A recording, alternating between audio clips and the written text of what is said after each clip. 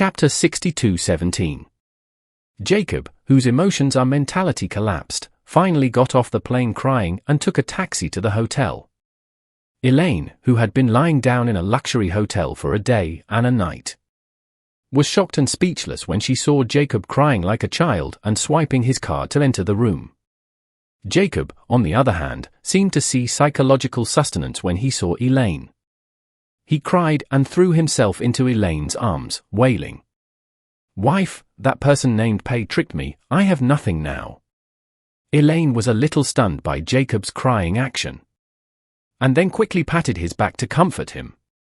"Don't cry, husband, isn't it just a $1 calligraphy and painting association? We don't care about it."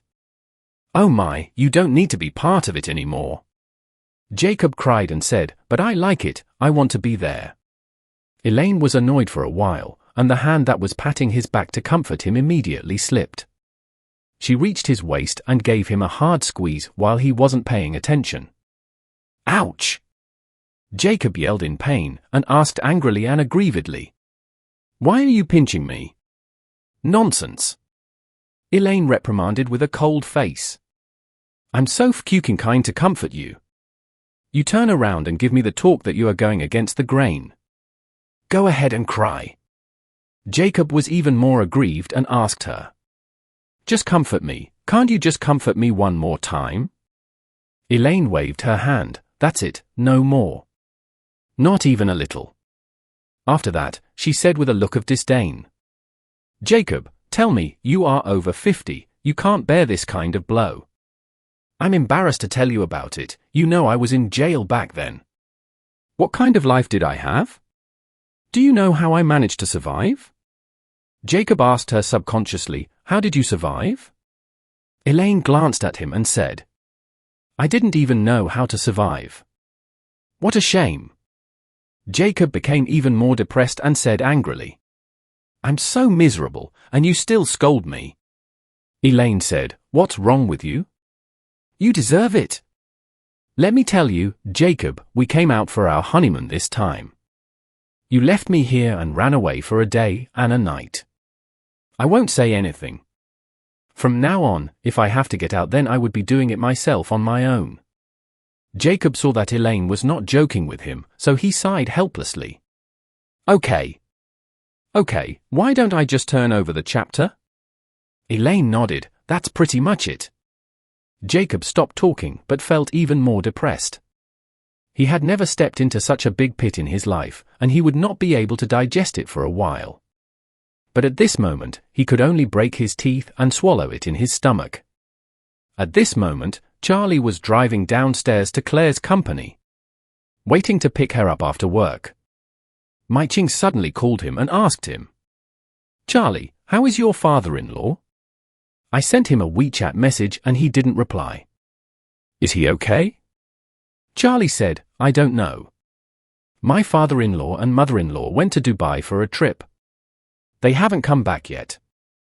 "What's wrong, Aunt Han?"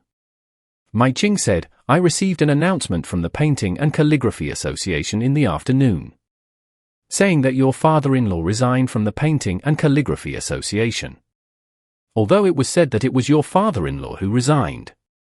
But combined with the previously reported incident about the bronze Buddha, it doesn't feel like it. I wonder if there was any conflict between him and the Painting and Calligraphy Association." Jacob resigned from the Painting and Calligraphy Association, which surprised Charlie. He had asked Irvin to expose the inside story of setting up the trap, mainly because he wanted to teach Jacob a lesson, and also to let him truly know the feeling of pain.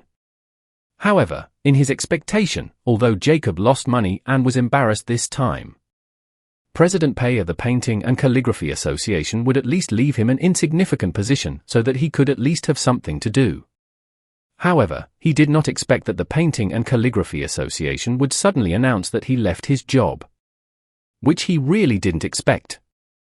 So he said to Mai Ching, "Aunt Han, my father-in-law didn't mention this to me. If you hadn't called me, I wouldn't have known that he had resigned."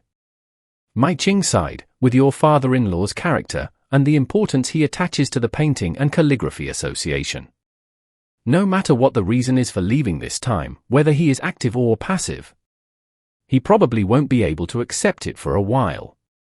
It's hard for me to ask him, let alone persuade him. You try to pay attention to him.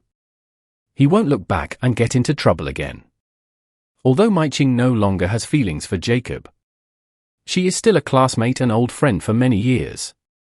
So she still cares about him in her heart. She called Charlie because she was afraid that Jacob would bear it. Not such a big blow. Charlie was puzzled.